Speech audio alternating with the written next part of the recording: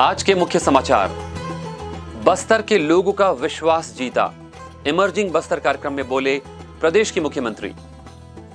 प्रदेश में जगह जगह मनाया गया शाला प्रवेशोत्सव कार्यक्रम।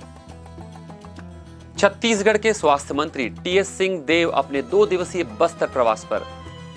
और राजधानी में भारतीय जनता पार्टी ने आज प्रबुद्ध जन सम्मान समारोह का किया आयोजन। This program is brought to you by VD Pharmaceuticals, Journey towards Health. Bastar की बात में दिन भर की खबरों के साथ मैं हूं मोहम्मद अमीन लीला। आइए बढ़ते हैं खबरों की ओर।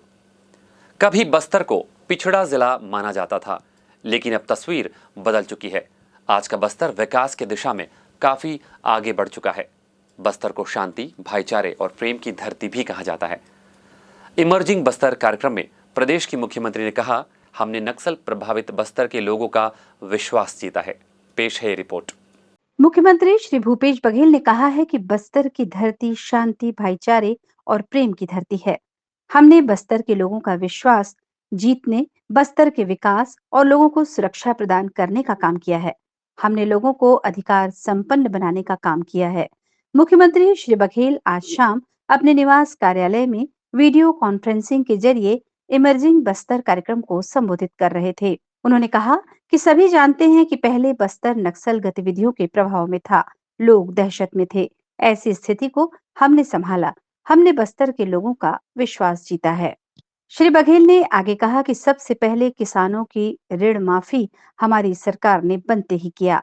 25,000 रुपए में धान की खरीदी और लोहंडीगुड़ा में जमीन वापसी का काम भी किया। बस्तर के विकास, लोगों को सुरक्षा देने का काम किया। इसके अलावा वन अधिकार पट्टा दिलाने, जेल में बंद निर्दोष लोगों को छुड़ाने, बंद पड़े स्कूलों को फिर से शुरू किया। विकास खंड से लेकर जिला स्तर तक स्वास्थ्य सेवाओं को मजबूत किया। साथ ही हाट बाजार क्लिनिक योजना, स्लम स्वास्थ्य योजना, दाई दीदी क्लिनिक योजना लागू की। बस्तर को मलेरिया मुक्त करने का भी अभियान चलाया और कुपोषण को दूर करने का काम किया। श्री बघेल ने कहा कि बस्तर की संस्कृति यहाँ की पहचान है। हमारी सरकार ने इस संस्कृति को सहेजने के लिए देवगुड़ी निर्माण, घोटुल निर्माण का काम किया। आदिवासी परब सम्मान निधि योजना, छत्तीसगढ़ी पर्व सम्मान निधि योजना लागू की। गायता पुजारियों को भी मानदेय देने का काम किया। प्रदेश में प्रशासनिक विकास के लिए जिला निर्माण, अनुभाग और तहसील निर्माण का काम भी किया। पहले डीएमएफ की राशि से सिर्फ बड़ी बड़ी बिल्डिंगें बना करती थी। हमने इस राशि से सड़क, पुल पुलिया निर्माण जैसे आधारभूत इंफ्रास्ट्रक्चर बनाने का काम किया। हमने लोगों को रोजगार देने का भी काम किया। उन्होंने कहा कि मजदूर, किसान, गरीब, आदिवासी, व्यापारी, पत्रकार हो या हमारे अधिकारी कर्मचारी, सभी वर्गों को लगता है कि ये हमारी सरकार है। श्री बघेल ने कहा कि बस्तर क्षेत्र के दरभा घाटी में कॉफी का उत्पादन किया जा रहा है। दंतेवाड़ा में जैविक खेती की जा रही है। लोहंडीगुड़ा के पास इमली का प्रोसेसिंग प्लांट बनाया जा रहा है। यहाँ पर कोदो, कुटकी और रागी की खेती को प्रोत्साहित किया जा रहा है। 67 प्रकार की वनोपजों की खरीदी की जा रही है। बस्तर में काजू, आम, इमली, महुआ, चिरौंजी, हर्रा, बहेरा आदि की खरीदी और इन उत्पादों का वैल्यू एडिशन करने का काम भी किया जा रहा है। इन उत्पादों की विदेशों में अच्छी मांग है। लोगों को रोजगार के अधिक से अधिक साधन उपलब्ध कराने के यहाँ प्रयास किए गए। गौठानों और रीपा में विभिन्न उत्पाद तैयार किए जा रहे हैं। पहले की सरकारें तो स्व सहायता समूहों का गठन कर वस्तुओं का उत्पादन कराती थी। हमने इन उत्पादों की विक्रय की ठोस व्यवस्था भी की है। जिला स्तर और संभागीय मुख्यालयों में सी मार्ट प्रारंभ किया। अमेजन और फ्लिपकार्ट जैसे ऑनलाइन प्लेटफॉर्म पर इसकी बिक्री की जा रही है। बस्तर के महुआ की डिमांड इंग्लैंड में भी है। हमारी ये कोशिश है कि उत्पादन करने वालों और उत्पादों की विक्रय करने वाले अलग अलग लोग हों और उनके उत्पादों की विक्रय की उन्हें चिंता न रहे। श्री बघेल ने कहा कि बस्तर बहुत समृद्ध और सुंदर है। हमारा प्रयास है कि यहाँ पर्यटन को ज्यादा से ज्यादा बढ़ावा दिया जाए। बस्तर अंचल में अच्छी रोड कनेक्टिविटी विकसित की गई है। साथ ही एयर कनेक्टिविटी में और विस्तार करने के प्रयास किए जा रहे हैं। मुख्यमंत्री ने कहा कि हमने बस्तर के अंदरूनी इलाकों नारायणपुर, सुकमा, बीजापुर में कैंप लगाकर लोगों के जॉब कार्ड, आधार कार्ड और राशन कार्ड बनाने का काम भी किया है। आंगनबाड़ी केंद्र प्रारंभ किए। शिक्षा और स्वास्थ्य की अच्छी सुविधाएं प्रदान करने का हर संभव प्रयास किया है। बस्तर में रोजगार के अवसर बढ़ रहे हैं। भेंट मुलाकात के दौरान हमने हर समाज को जमीन उपलब्ध कराने के साथ ही भवन निर्माण के लिए भी राशि दी है। विजन न्यूज बस्तर की बात के साथ मैं गीता शर्मा। आज से प्रदेश की सभी शालाओं के द्वार खुल गए और बच्चे अपने भविष्य को गढ़ने और संवारने अपने अपने ज्ञान मंदिर की ओर बढ़ चले हैं। पूरे प्रदेश भर में शाला प्रवेशोत्सव के अवसर पर अनेकों कार्यक्रम हुए। जिला स्तरीय शाला प्रवेशोत्सव कार्यक्रम को संबोधित करते हुए संसदीय सचिव श्री रेखचंद जैन ने कहा कि शिक्षा से व्यक्ति अपने भविष्य को बेहतर कर सकता है। शिक्षा एक चमत्कार है जो सभी चीजों को सीखने में मदद करती है। उन्होंने कहा कि शाला प्रवेशोत्सव में ग्रीष्मकालीन अवकाश के उपरांत स्कूल में विद्यार्थियों की उपस्थिति और शिक्षा के प्रति बच्चों में जागरूकता के लिए सरकार ने प्रवेशोत्सव मनाने का निर्णय लिया है।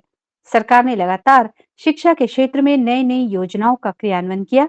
इसमें बच्चों को गणवेश, पाठ्य पुस्तक, साइकिल का वितरण, मध्याह्न भोजन और नव प्रवेशीय बच्चों को जाति प्रमाण पत्र जारी करना है। उन्होंने पालकों को बच्चों की पढ़ाई पर विशेष ध्यान देने की आवश्यकता पर जोर दिया। श्री जैन ने कविता के माध्यम से शिक्षा के लिए सबको जागरूक किया।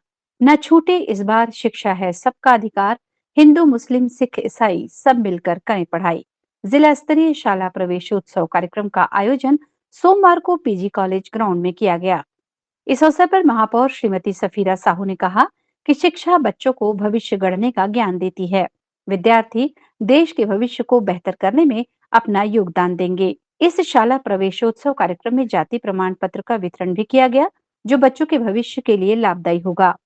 उन्होंने कहा कि बस्तर बदल रहा है, जगदलपुर भी बदल रहा है। हमने गढ़बो नवा जगदलपुर के लिए प्रयास किया है।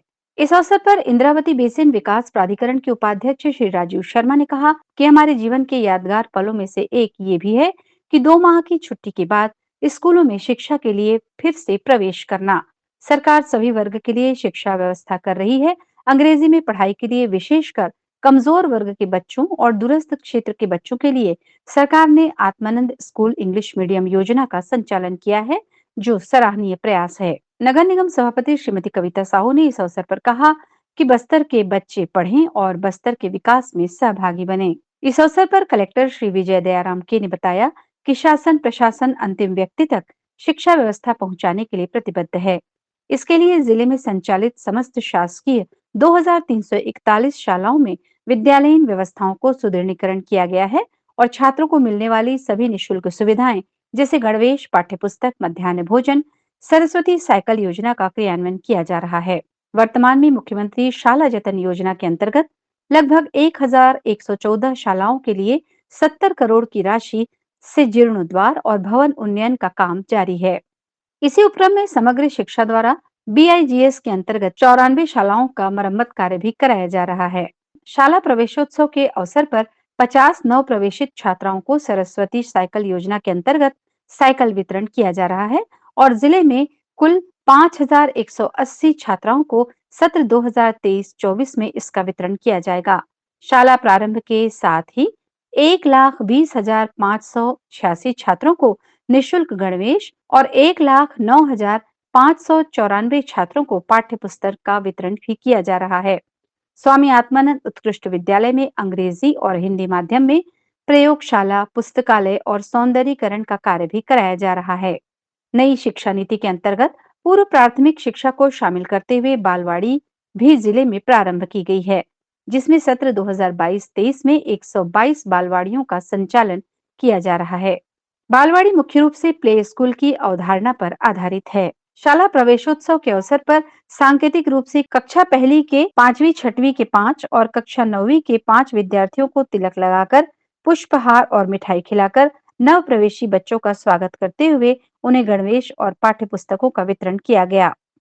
आज हमारे कांग्रेस संगठन के द्वारा राष्ट्रीय कांग्रेस के आह्वान पर, प्रदेश कांग्रेस कमेटी के दिशा निर्देश पर बूथ चलो अभियान के तहत सभी नेताओं की, मंत्रियों की आज बस्तर से बूथ चलो अभियान के तहत शुरुआत हो रही है, जिसमें उन लोग खुद यहाँ सम्मिलित हो रहे हैं। हमारे बस्तर के सभी जिलों में लगभग यहाँ आपकी जानकारी में है, सभी मंत्री आए हुए हैं और सभी विधानसभाओं में प्रत्येक बूथ में आज बूथ चलो अभियान की शुरुआत हो रही है। हमारे जगदलपुर से बूथ अभियान की शुरुआत हमारे परम श्रद्धेय आदरणीय यशस्वी मुख्यमंत्री भूपेश बघेल जी के द्वारा की जा रही है और साथ ही हमारे जगदलपुर सहित पूरे बस्तर के सभी विधानसभाओं में आज बूथ अभियान की शुरुआत हो रही है। आज जिला शाला प्रवेश उत्सव मनाया गया, जिसमें कि जिला प्रशासन और शिक्षा विभाग के सहयोग से मनाया गया और इसमें बच्चों को गणवेश वितरण, पाठ्य पुस्तक वितरण और बालिकाओं को पुस्तिका वितरण और तिलक और मिठाई के साथ उनका स्वागत किया। इस अवसर पर कौन कौन उपस्थित थे? इस अवसर पर सभी माननीय हमारे जनप्रतिनिधिगण और हमारे जिला प्रशासन के सभी। इस अवसर पर अक्षय ऊर्जा प्राधिकरण के अध्यक्ष श्री मिथिलेश स्वर्णकार, जनपद पंचायत उपाध्यक्ष श्री जिशांत कुरैशी, पार्षद सुनीता सिंह, वरिष्ठ पुलिस अधीक्षक श्री जितेंद्र मीणा, जिला पंचायत के मुख्य कार्यपालन अधिकारी श्री प्रकाश सर्वे, अपर कलेक्टर श्री हरेश मंडावी, जिला शिक्षा अधिकारी भारती प्रधान सहित शिक्षा और अन्य विभाग के अधिकारी और नव प्रवेशी स्कूली छात्र छात्राएं उपस्थित थे। एविजन न्यूज बस्तर की बात के साथ मैं गीता शर्मा। मुख्यमंत्री भूपेश बघेल JN पांडे शासकीय उत्कृष्ट हिंदी विद्यालय पहुंचे, जहां उन्होंने मां सरस्वती की पूजा अर्चना करते हुए शाला का प्रवेशोत्सव कार्यक्रम का शुभारंभ किया। मुख्यमंत्री ने विद्यार्थियों, शिक्षक, शिक्षकों, प्राचार्य और अभिभावकों को नए शिक्षा सत्र के शुभारंभ की शुभकामनाएं भी दी।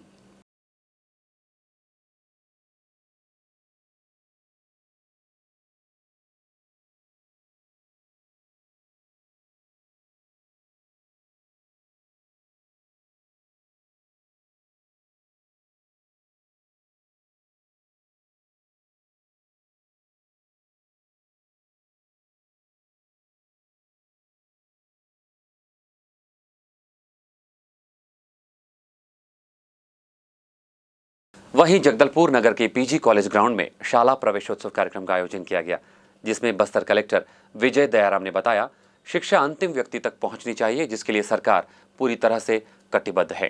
पेश है रिपोर्ट। शाला प्रवेश उत्सव जिला बस्तर में मनाया गया है। इसमें पहली में, छठवीं में और 9वीं में जो बच्चे अलग अलग स्तर पे जो दाखिला पाए जाते हैं उनको शाला प्रवेश उत्सव कराया गया।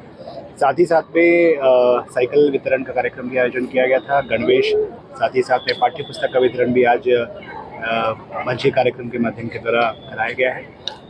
मैं सभी आज शाला में विशाल रहे, आगे के जो आपका जो शाले का जीवन जो है वो भी खुशहाल रहे। छत्तीसगढ़ के स्वास्थ्य मंत्री TS सिंह बाबा अपने 2 दिवसीय बस्तर प्रवास पर रविवार शाम 4 बजे जगदलपुर एयरपोर्ट पहुंचे, जहां कार्यकर्ताओं ने उनका गर्मजोशी से स्वागत किया।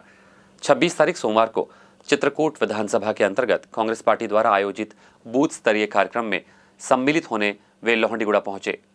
बस्तर सांसद दीपक बैज से मुलाकात करने के बाद वे ग्राम गढ़िया पहुंचे, जहां पर उन्होंने कांग्रेस कार्यकर्ताओं से बैठक की। इस दौरान श्रीमती पूनम बैज, केदार सिंह, योगेश बैज, भंवरलाल मौर्य, लक्की श्रीवास्तव, अनुराग महतो, सैम्युअल नाथ, प्रशांत जैन सहित कई कार्यकर्ता मौजूद थे।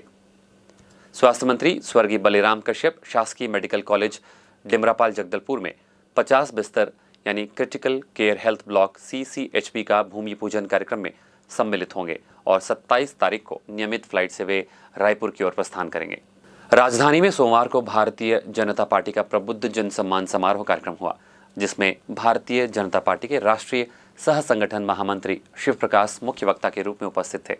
इस कार्यक्रम में प्रदेश भारतीय जनता पार्टी अध्यक्ष अरुण साव, सांसद सुनील सोनी, विधायक बृजमोहन अग्रवाल, पूर्व मुख्यमंत्री डॉक्टर रमन सिंह, पूर्व मंत्री राजेश मूणत के साथ केदार कश्यप भी उपस्थित थे।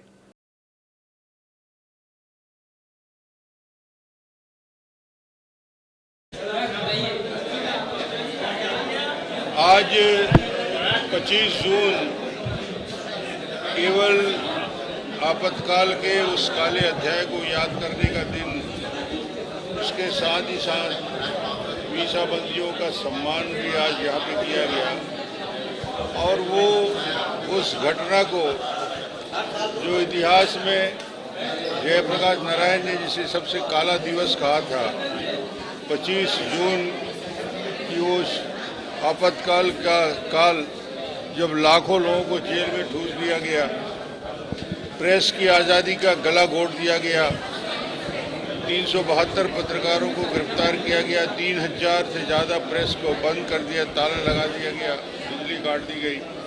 सारे बड़े नेता जयप्रकाश नारायण से लेकर माननीय अटल बिहारी आडवाणी जी से लेकर जॉर्ज फर्नांडिस से मधु लीवे से लेकर सारे बड़े नेताओं को जेल में ठूस दिया गया। पूरे जेल देश को कारागार में परिवर्तित कर दिया गया। ये आतंक की राजनीति कांग्रेस हमेशा करती है। और ये हुआ इसलिए कि हाई कोर्ट का फैसला, जगमोहन ने फैसला दिया, इंदिरा गांधी के ऊपर आरोप लगा और हाई कोर्ट ने फैसला दिया कि वो 6 साल के लिए अपात्र घोषित होती हैं। संविधान में संशोधन करते हुए इस आपातकाल की घोषणा फखरुद्दीन अली अहमद से कराया गया और आज उस दिन को हम याद करते हैं और ये संकल्प लेते हैं कि इस प्रकार की मानसिकता को देश में कहीं स्थान नहीं मिलना चाहिए। सर, आपने कहा कि इंदिरा गांधी के नक्शे पर जो है कांग्रेस की आज चल रही उसका भी असर ऐसा ही होगा। जो सरकार भय और आतंक के बलबूते पर राजनीति करता है, पत्रकारों को जेल में डालने की साजिश करता है, जिस प्रकार की राजनीति छत्तीसगढ़ में चल रही है, ज़्यादा दिन नहीं चलने वाली। कल कांग्रेस की बड़ी बैठक है, 12 विधानसभाओं में सभी 12 बड़े नेता जा रहे हैं, चलो अभियान एक चलाया जा रहा है, बीजेपी कैसे देख रही है? बूथ में हमारे अभियान को देखकर ये फोटोकॉपी ले लेते हैं और उसी का फॉलो करते हैं, मगर नकल के लिए भी अकल चाहिए। आज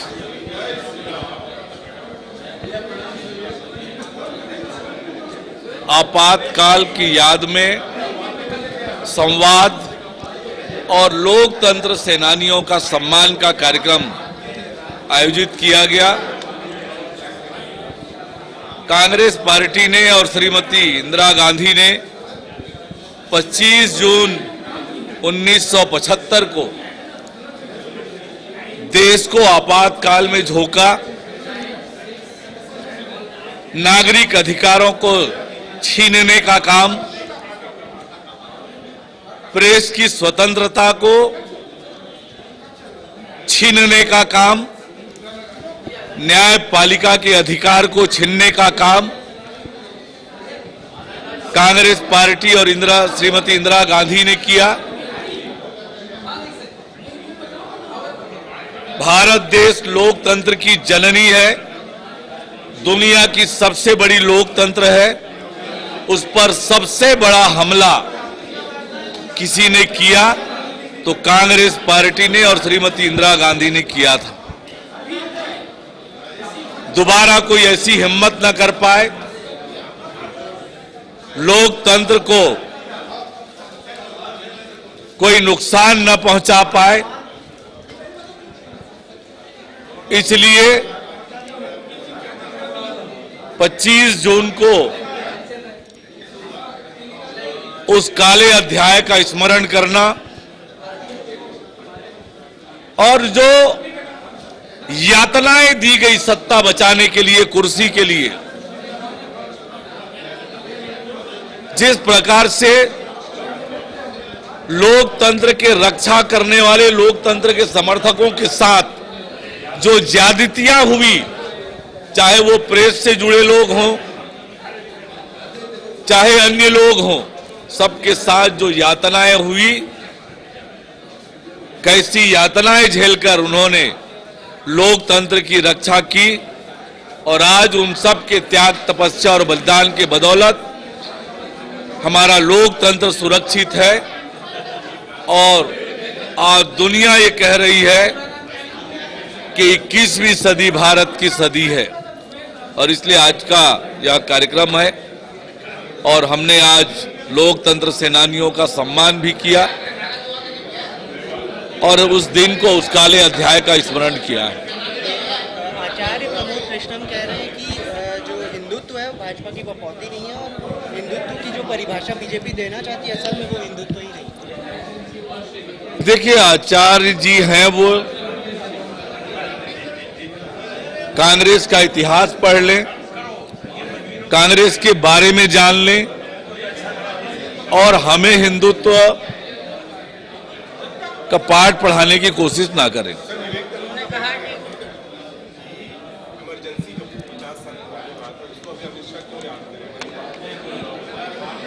जो अपने इतिहास को भूल जाते हैं, वो इतिहास में मिट भी जाते हैं।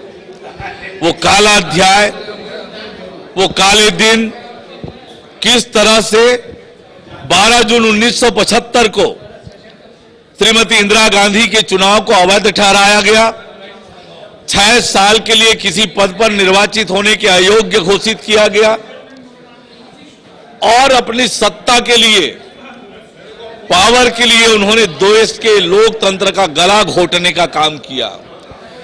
कोई दूसरा व्यक्ति इस प्रकार से लोकतंत्र का गला घोट ना पाए, इसलिए उस घटना को लोगों के स्मरण में रहे, इसलिए ये इस दिन को स्मरण करना आवश्यक है। बस्तर की बात में वक्त हो चला एक छोटे से ब्रेक का। आगे खबरें और भी है, कहीं जाइएगा नहीं, बने रहिएगा हमारे साथ।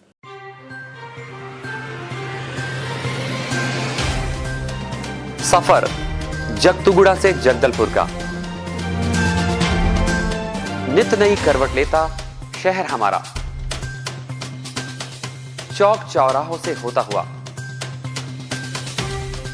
विकास की गाथाएं गढ़ता बस्तर हमारा। कई रंगों से सराबोर कितनी ही कहानियों को समेटे, कहीं विकास के सोपान तो कहीं सरकारी दावे और उनका सच।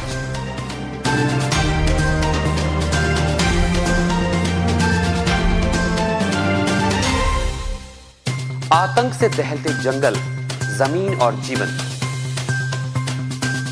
साहस और धैर्य से करवट लेती जिंदगी, राजनीति की चौसर के जाने अनजाने दांव, व्यवस्था की खूबी, कमी और खामी, खूबसूरत नजारे। अब होगी हर बात हमारे साथ, बस्तर की बात।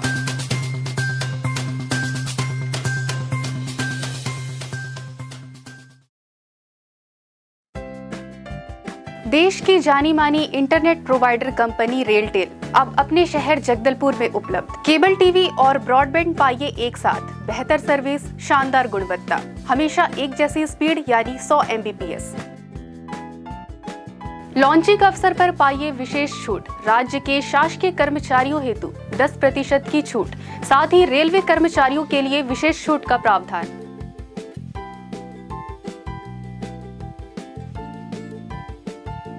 इंटरनेट कनेक्शन हेतु तत्काल अपने केबल ऑपरेटर से संपर्क करें या कॉल करें 9425262386 पर या 9617185020 पर। ब्रेक के बाद बस्तर की बात में फिर से आपका स्वागत है। ये लौटते हैं खबरों की ओर। जगदलपुर के भाजपा नगर मंडल ने अंबेडकर वार्ड शक्ति केंद्र से अपने चुनाव प्रचार की शुरुआत कर दी है। भाजपा के मंडल अध्यक्ष सुरेश गुप्ता और भाजपा के पदाधिकारी कार्यकर्ताओं के साथ रविंद्रनाथ टैगोर वार्ड पहुंचे और वहां पहुंचकर डोर टू डोर चुनाव प्रचार की शुरुआत कर दी है। इस दौरान सुरेश गुप्ता ने कहा कि देश की जनता ने पूर्ण बहुमत से सरकार बनाकर मोदी जी को जनता ने जो आशीर्वाद दिया है, उस पर मोदी जी जनता के विश्वास पर खरा उतरते हुए देश ही नहीं बल्कि विश्व के नेता के रूप में आज जाने जाने लगे हैं, जो हर भारतीयों के लिए गर्व की बात है। मोदी जी ने योजनाओं की राशि अंतिम व्यक्ति तक पहुंचाने में सफलता हासिल की है। वहीं इस दौरान अनिल लुक्कड़ ने संपर्क के दौरान मोदी जी के 9 साल की उपलब्धि को कांग्रेस के 4.5 साल के विकास कार्यों से लोगों को चर्चा कर दोनों सरकारों का फर्क बताया। अनिल लुक्कड़ ने कहा कि मोदी जी ने जो कहा वो किया, जो नहीं कहा वह भी किया।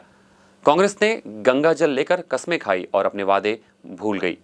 प्रचार अभियान के दौरान आशुतोष पॉल, केतन महानंदी, सूरज केसरवानी, नीलम, सूर्यभूषण सिंह, आरती राव, शैलेश कुमार, अमित रामचेके सहित बड़ी संख्या में वार्डवासी शामिल थे।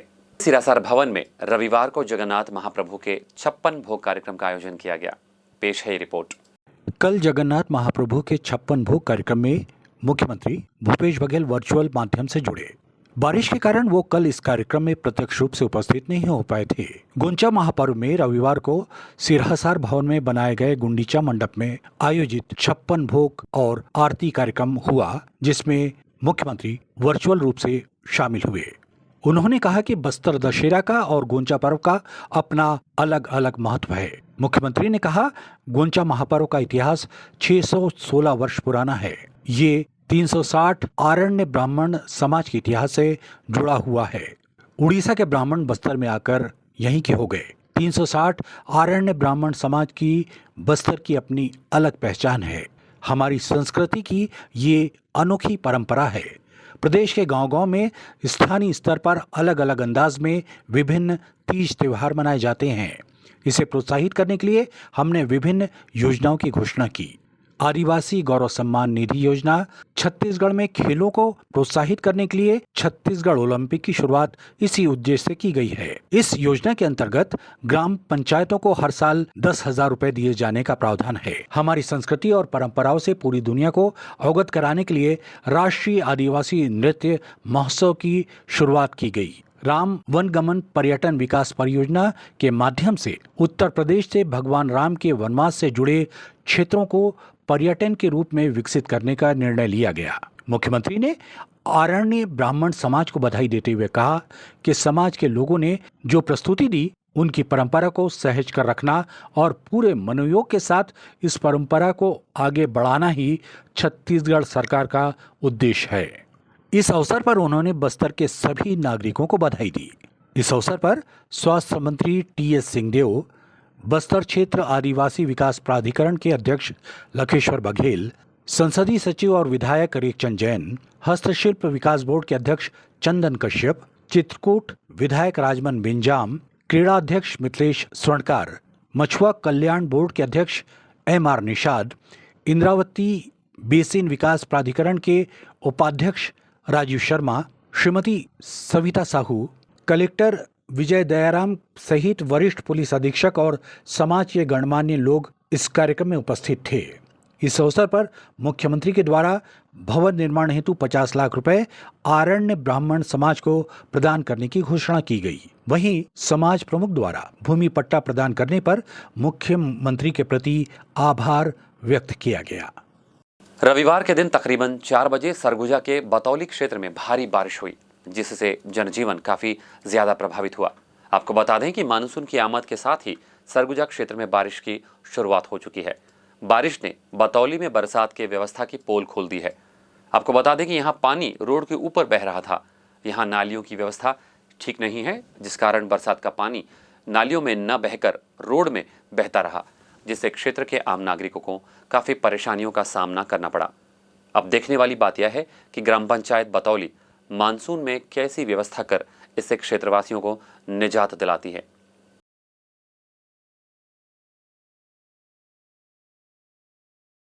बस्तर संभाग को संवेदनशील जिला माना जाता है। वजह है नक्सलियों की गतिविधियां और वारदातें। इसी मुद्दे को लेकर फिल्म प्रोड्यूसर और डायरेक्टर विपुल शाह और सुदीप्तो सेन एक फिल्म बनाने जा रहे हैं, जिसका नाम होगा बस्तर। गौरतलब है कि विपुल शाह ने द केरल स्टोरी नामक फिल्म भी बनाई है। अब उन्होंने फिल्म बस्तर बनाने की घोषणा कर दी है। ये फिल्म 5 अप्रैल 2024 को रिलीज की जाएगी। उम्मीद की जा रही है कि द केरल स्टोरी की तर्ज पर इस फिल्म की नायिका भी अदा शर्मा ही होंगी। जिंदगी हमारे आसपास। अवैध दवाओं और मादक पदार्थों के अंतर्राष्ट्रीय जाल विश्व की नस्लों को बर्बाद करने पर आमादा है। आज विश्व ड्रग्स दिवस है। आज का हमारा दैनिक अंक जिंदगी हमारे आसपास इसी बिंदु के इर्द गिर्द है। आइए देखें और समझें। कहीं दरख्तों के साए और कहीं परिंदों की प्यास, बिखरी हुई है जिंदगी हमारे आसपास। आज है अंतर्राष्ट्रीय नशीली दवाओं के दुरुपयोग और तस्करी विरोध दिवस 26 जून। 7 दिसंबर 1987 को संयुक्त राष्ट्र की महासभा ने विश्व को नशा मुक्त समाज देने की खातिर लिया था ये फैसला। इन दिनों नशे के लिए जिन दवाइयों का इस्तेमाल किया जा रहा है, उनमें सबसे अधिक खांसी की सिरप है, जिनमें कोफेक्स, जेनोडिल, चोको, कोडेक्टस, रेक्सकफ, रेक्सोडिन, एक्सीप्लान वगैरह हैं। इन सभी सिरप में 10 mg कोडीन की मात्रा होती है। इसके अलावा नींद की गोली अल्प्राजोलम भी नशे के तौर पर इस्तेमाल किया जा रहा है। वर्ल्ड ड्रग रिपोर्ट 2022 के अनुसार भारत में वर्ष 2020 में 5.2 टन अफीम की चौथी सबसे बड़ी मात्रा जब्त की गई थी और तीसरी सबसे बड़ी मात्रा में मार्फिन 0.7 टन जब्त किया गया। भारत में threats from that golden triangle यानी अफगानिस्तान, ईरान और पाकिस्तान से होकर बहुत मात्रा में नशीला पदार्थ पहुंचता है। अफगानिस्तान से सटे पाकिस्तान के कुछ हिस्सों का इस्तेमाल पाकिस्तानी ड्रग तस्करों के द्वारा अफगान अफीम को हेरोइन में परिवर्तित करने और फिर भारत भेजने के लिए किया जा रहा है। इसमें वियतनाम, थाईलैंड, लाओस और म्यांमार भी शामिल है। चीन भी इस मामले में दोषी पाया गया है। नारकोटिक्स कंट्रोल ब्यूरो के नवीनतम वार्षिक रिपोर्ट के अनुसार भारत में तस्करी की जाने वाली कुल अवैध नशीली दवाओं का लगभग 70% हिस्सा अरब सागर और बंगाल की खाड़ी के समुद्री मार्गों से पहुंचता है। Narcotics drug and psychotropic substance act यानी NDPS के अनुसार किसी व्यक्ति को किसी भी मादक पदार्थ या साइकोट्रोपिक पदार्थ के उत्पादन, स्वामित्व, बिक्री, खरीद, परिवहन, भंडारण और उपयोग करने की मनाही है। सामाजिक न्याय और अधिकारिता मंत्रालय ने 2018 से 2025 की अवधि के लिए नशीली चीजों की मांग को कम करने की योजना तैयार की है, जिसमें शिक्षा, जागरूकता, नशीली दवाओं पर निर्भर व्यक्तियों की पहचान कर परामर्श, उपचार और पुनर्वास का प्रावधान रखा गया है। इस दिशा में प्रयासरत सरकारी और गैर सरकारी संगठनों को इसके लिए प्रशिक्षण भी दिया जा रहा है। भारतीय तटरक्षक बल ने अवैध दवाओं की जब्ती के लिए श्रीलंका, मालदीव और बांग्लादेश के तटरक्षकों के अलावा सुरक्षा एजेंसियों के साथ भी उचित तालमेल स्थापित कर लिया है। नशीली दवाओं के खतरे से निपटने के लिए अंतर्राष्ट्रीय संधियां और सम्मेलन की भूमिका अहम होती है और भारत भी बहुत सी अंतर्राष्ट्रीय संधियों और सम्मेलनों का हस्ताक्षर करता है, जैसे नारकोटिक्स, ड्रग्स और ट्रांसनेशनल क्राइम के खिलाफ संयुक्त राष्ट्र कन्वेंशन। ऐसी बहुत सी बातें हैं जो भारत में नशीले पदार्थों की तस्करी को सुरक्षा देने का काम करते हैं, जैसे डार्क नेट मार्केट्स जो इतने छुपे होते हैं कि उसका पता लगाना भी कठिन हो जाता है। इस मार्केट ने पारंपरिक दवा बाजारों पर कब्जा बना के रखा है। कुरियर सेवाओं के माध्यम से क्रिप्टो करेंसी भुगतान और डोर स्टेप डिलीवरी ने डार्क नेट लेन देन को सरल बना दिया है। ड्रोन जैसी आधुनिक तकनीक भी इन दिनों नशे के सौदागरों का सच्चा साथी बना हुआ है। कोविड-19 महामारी के दौरान वाहनों, जहाजों, एयरलाइंस की आवाजाही पर लगाए गए प्रतिबंधों के बाद मादक पदार्थों के तस्करों ने कुरियर, पार्सल और डाक पर अधिक विश्वास करना शुरू कर दिया है। ये सभी दे रहे हैं नशे के कारोबार को सुरक्षा। ई-कॉमर्स डमी वेबसाइट बनाकर ड्रग्स का कारोबार करने वाले, वेबसाइट पर नकली उत्पादों को सूचीबद्ध करके ई-कॉमर्स वेबसाइटों के माध्यम से ड्रग्स बेचने वाले बड़ी मात्रा में गिरफ्तार किए जा रहे हैं। कनाडा, ऑस्ट्रेलिया, सिंगापुर, हांगकांग और कई यूरोपीय देशों में रहने वाले NRIs का भारत के स्थानीय ड्रग लॉर्ड्स और गैंगस्टर्स के साथ ड्रग कार्टेल संबंध भी दे रहा है ड्रग की तस्करी को बढ़ावा। इनका खालिस्तानी आतंकवादियों और पाकिस्तान के ISI के साथ संबंधों का भी पता चला है। मादक पदार्थों की तस्करी में स्थानीय गिरोह का उपयोग किया जा रहा है, जिनकी पकड़ धकड़ जारी है। ड्रग्स को देश में प्रवेश करने से रोकने के लिए सीमा पार तस्करी को नियंत्रित करने और ड्रग प्रवर्तन में सुधार जैसे उपाय किए जा रहे हैं। इस समस्या को पूरी तरह से हल करने के लिए भारत NDPS अधिनियम 1985 के तहत कठोर दंड लगाने जैसे उपायों को अपनाकर नशीली दवाओं की मांग को कम करने का काम भी कर रहा है। बहुत सी दवाएं ऐसी हैं जिनमें 50% से अधिक अल्कोहल और ओपियोइड होते हैं, उन पर भी प्रतिबंध लगाने की सोची जा रही है। शिक्षा पाठ्यक्रमों में मादक पदार्थों की लत, इसके प्रभाव और नशा मुक्ति पर भी अध्याय शामिल किए जा रहे हैं। नशे के बढ़ते खतरों से निपटने के लिए सभी एजेंसियों के सम्मिलित और समन्वित प्रयासों की आवश्यकता होगी। रोजगार के अधिक अवसर पैदा करने होंगे, क्योंकि त्वरित और अधिक पैसा बेरोजगार युवाओं को ऐसे अवैध गतिविधियों की ओर आकर्षित करता है। सामाजिक संगठनों के द्वारा नशे के आदी व्यक्तियों पर ड्रग्स लेने के कारण लगे हुए लांछनों को दूर कर उन्हें समाज की मुख्य धारा में जोड़ने की जरूरत होगी। समाज को ये समझने की जरूरत होगी कि नशा करने वाले पीड़ित होते हैं, न कि अपराधी। कहीं दरख्तों के साए और कहीं परिंदों की प्यास, बिखरी हुई है जिंदगी हमारे आसपास। हम सब की जिंदगी के बहुत करीब से गुजर कर जाने वाला हमारा रोज प्रसारित होने वाला अंक जिंदगी हमारे आसपास आपकी जिंदगी के कितने पास है? हमें आप अपनी बात हमारे YouTube चैनल के कमेंट्स बॉक्स में लिखकर सूचित कीजिएगा। अब मौसम समाचार।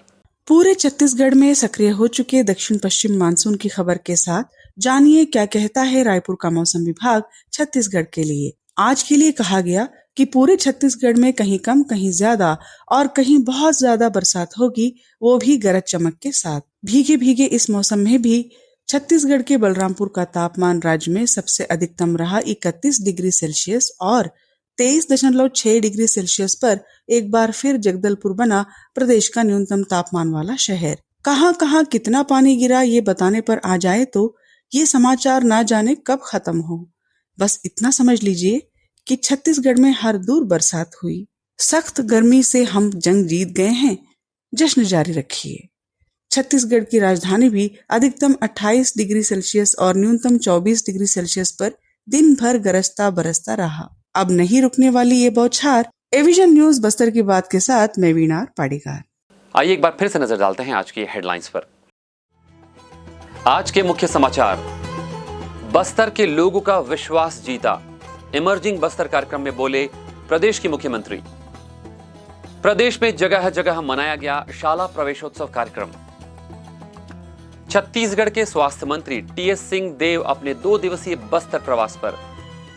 और राजधानी में भारतीय जनता पार्टी ने आज प्रबुद्ध जन सम्मान समारोह का किया आयोजन। बस्तर की बात में आज बस इतना ही। कल आपसे फिर होगी मुलाकात कुछ और ताजा तरीन खबरों के साथ। तब तक के लिए हमें दीजिए इजाजत। नमस्कार। This program was brought to you by VD Pharmaceuticals. Journey towards health.